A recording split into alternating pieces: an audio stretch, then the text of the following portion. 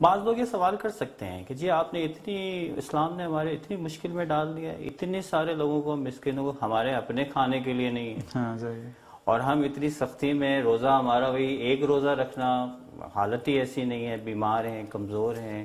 یا جو ہے توان نہیں رکھتے، اتنی توان ٹھیک ہے ہم نے 30 روزے رکھ لیے، اس سے زیادہ ہماری توان نہیں ہے روزہ رکھنے کی، وہی پھر ہم دوبارہ بیان کریں گے۔ یہ توان، یہ قدرت، یہ عذر، یہ ضرر، یہ نقصان، یہ سارے مفاہیم ایسے ہیں کہ جو جینین ہونے چاہیے، اصلی ہونے چاہیے، خدا اور رسول کو حاضر و ناظر جان کے انسان کہہ سکتا ہو کہ ناممکن ہے، جی اب یہ نہیں کر سکتا۔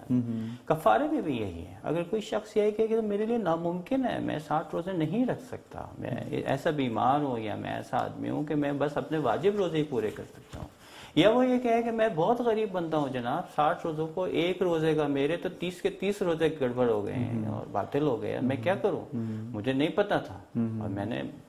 ایسے کام سے جو ہے بات۔ ہاں یعنی بعض اوقات انسان ہوتے ہیں جو دین کی طرف اتنے توجہ نہیں کر رہے ہوتے، پھر بعد میں ایک دم دیندار بنتے ہیں اور پھر احساس پیدا ہوتا ہے ان کے اندر کہ میں نے تو یہ بہت غلطی کی ہے۔